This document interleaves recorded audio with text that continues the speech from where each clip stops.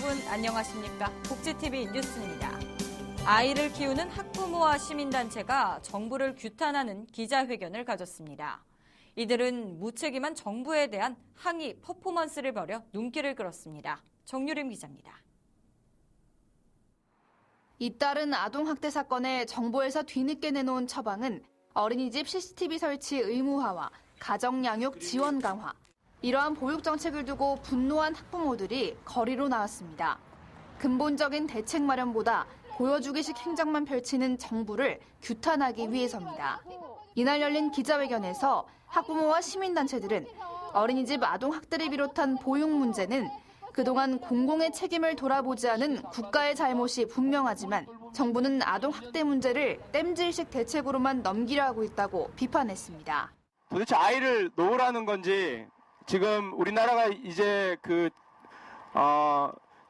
저출산 위기에서 완전히 벗어난 건지 다시 한번 묻고 싶습니다. 공공보육시설은 5%밖에 안 됩니다. 이거 좀 이상한 나라입니다. 공공시설로 가서 유치원 선생님들이나 어린이집 선생님들이 안전된 노동 환경이 돼야 우리 아이들 예쁘고 사랑해 줄 수 있습니다.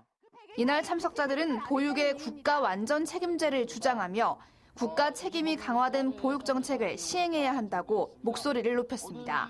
안심하고 아이를 맡길 수 있는 국공립 어린이집을 현재 시설 기준 5% 수준에서 30%까지 확충하라. 어린이집 운영에 부모가 참여할 수 있는 민주적이고 투명한 어린이집을 위한 대책을 마련하라. 한편 이들은 무책임한 정부에 대한 항의 퍼포먼스를 벌이며 정부의 안일한 보육 정책에 지속적으로 대응할 것을 다짐했습니다. 복지TV 뉴스 정유림입니다. 정부가 화상이나 장기 이식 등 고액의 진료비가 들어가는 일부 질환에도 건강보험을 확대 적용하기로 했습니다. 보건복지부는 지난 3일 건강보험 중기 보장성 강화 계획을 발표하고 이를 위해 2018년까지 해마다 평균 3,500억 원의 건보 재정이 추가로 소요된다고 밝혔습니다. 이에 따라 지난해 2월 4대 중증질환 건강보험 확대에 이어 올해는 추가로 20여 가지의 질환 및 치료에 대한 보장성을 확대한다고 설명했습니다. 우선 장기를 기증하는 뇌사자의 관리나 검사 등에 들어가는 간접 비용까지 건강보험이 적용되고 화상치료에 쓰는 수백만 원대의 인공 피부 재료도 건강보험 적용을 받게 됩니다. 이 밖에도 임산부의 초음파 검사, 출산 때 이용하는 상급 병실료 등 임신과 출산에 드는 의료비에도 건강보험 지원이 확대됩니다. 서울시가 내년까지 서울시 내 모든 어린이 보호구역에 CCTV를 설치해 어린이를 대상으로 한 사고와 범죄를 줄여나가겠다고 밝혔습니다.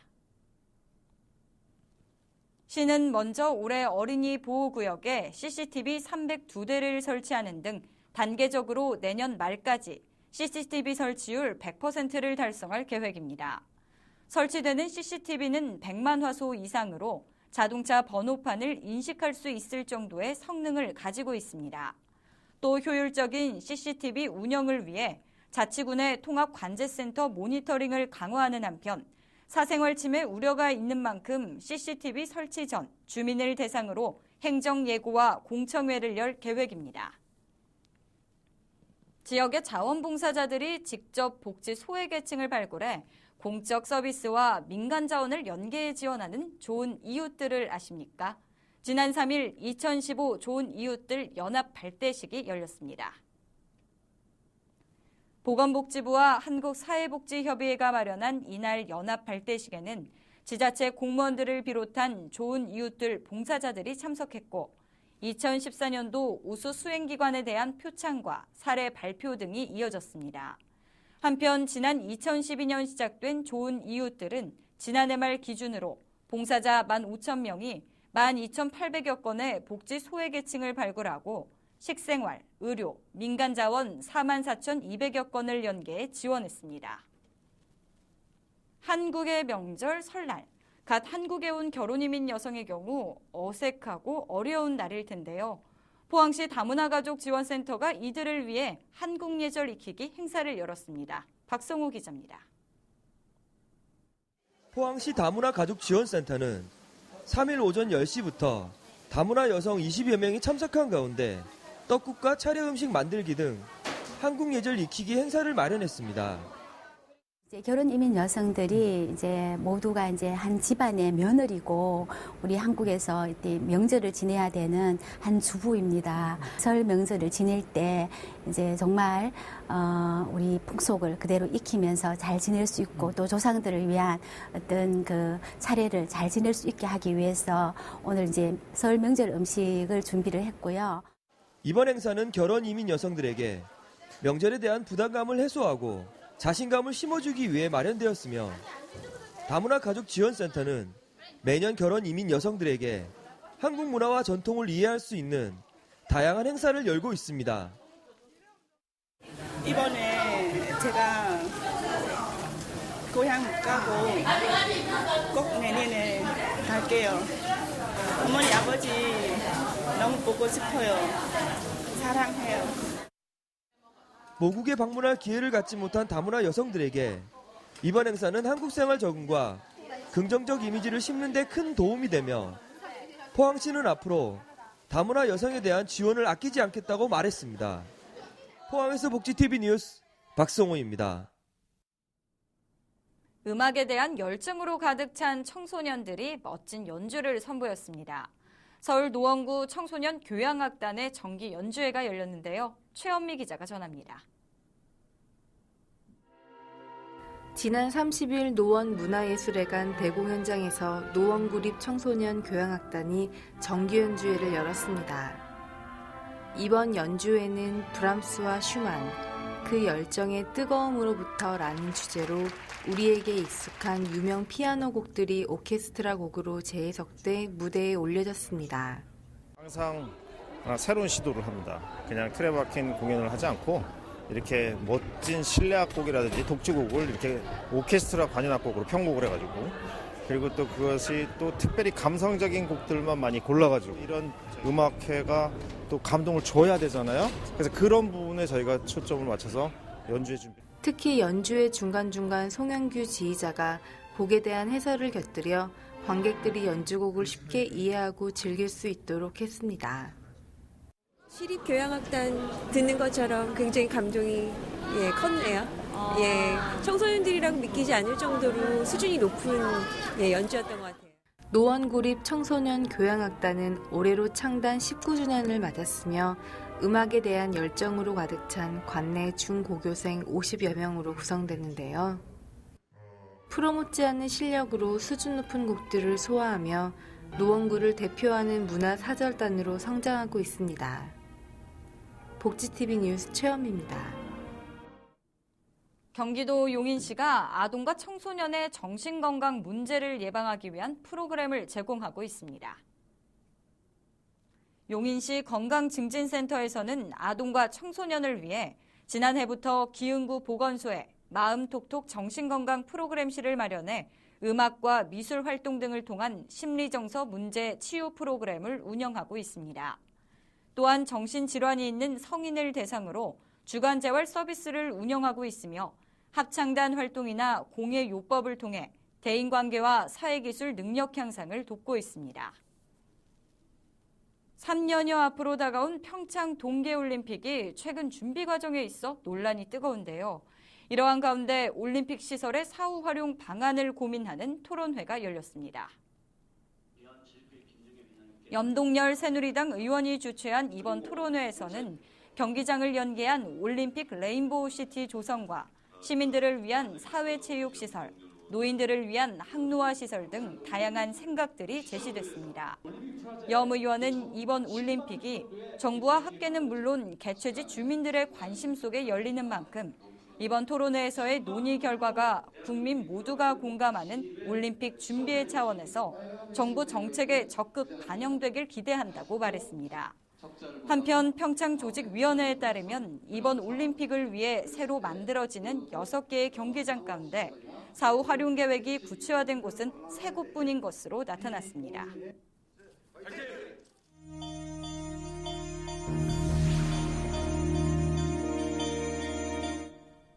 이어서 간추린 뉴스를 전해드립니다. 입양한 25개월 딸을 쇠파이프로 때려 숨지게 한 양모에게 살인죄가 적용돼 징역 20년이 선고됐습니다. 재판부는 양모가 아이의 키만한 쇠파이프로 아이를 심하게 구타해 회복하지 못할 상황에 이르렀고 이로 인해 아이가 저혈량 쇼크로 사망할 가능성을 인식했을 수 있다며 살인죄를 인정했습니다.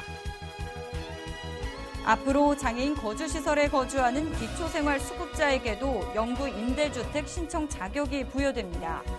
이는 국토교통부의 임대주택법 시행령 및 시행규칙과 주택 공급에 관한 규칙 개정안에 따른 것으로 장애인 거주시설 등 보장시설 거주 기초수급자에 대한 영구 임대주택 공급 외에도 한부모 가족에 대한 임대주택 우선 공급 확대 등이 담겨 있습니다. 제16차 포항시 사회복지사협회 정기총회와 신년회가 열렸습니다. 이날 정기총회에는 이강덕 포항시장과 박승훈 시의회 부의장 등이 참석했으며 시민이 행복한 복지사회 건설에 발걸음을 같이 하자며 축하와 격려를 보냈습니다.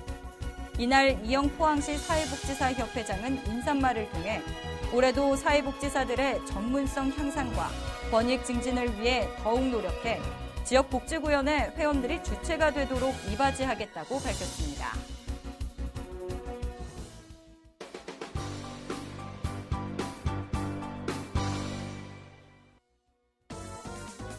미리 보는 장애인 신문 시간입니다.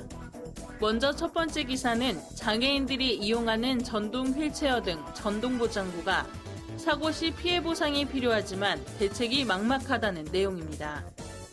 전동 휠체어 등 전동 보장구는 도로교통법상 보행자로 분류돼 보도만 이용해야 하지만 보행자와 충돌 사고가 발생했을 때 손해보험에 가입할 수 없어 모든 책임을 떠안아야 하는 경제적 부담이 있습니다.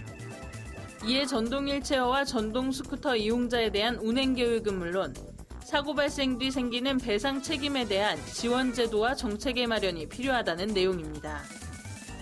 두 번째 기사입니다.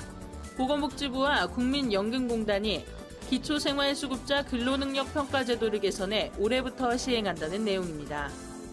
개선에 따라 근로능력 평가를 위한 진단서 등 발급 비용을 정부가 지원하고 일부 대상자의 근로능력 판정 유효기간이 확대됩니다.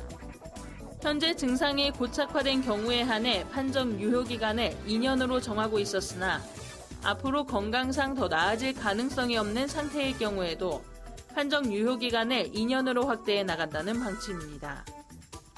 마지막 기사입니다. 사회복지사업법에 따라 3년마다 1회 이상 종사자의 전문성과 시설 환경, 서비스 만족도 등에 대해 평가하고 있는 사회복지시설 평가제의 개선이 필요하다는 내용입니다. 정책토론회를 기초로 한 기사에서는 사회복지 종사자들이 평가가 필요하다는 것은 인정하지만 유사 중복평가로 인한 자원 낭비, 과도한 평가 준비 부작용 등의 문제점이 있다고 지적해 사회복지시설 평가제도의 개선을 시사하고 있습니다. 지금까지 미리 보는 장애인 신문이었습니다. 이야기가 있는 시간 오늘의 영상 함께 보시죠.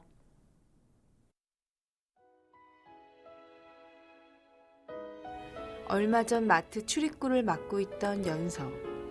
기억하시나요?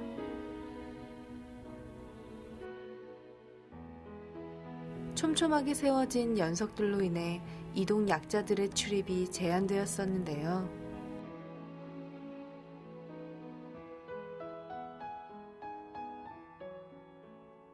경사로를 가로막고 있던 연석이 사라지면서 마트를 이용하고 싶은 이는 누구나 이용할 수 있게 되었습니다. 앞서 보신 대형마트 앞의 연석들, 구청의 민원 제기로 시정됐다고 하는데요. 관할 구청의 시정 명령이나 제재 조치보다는 이 사용자의 교통 이동약자에 대한 배려가 먼저 선행돼야 하지 않았을까요? 복지TV 뉴스를 마칩니다. 시청해주신 여러분 고맙습니다.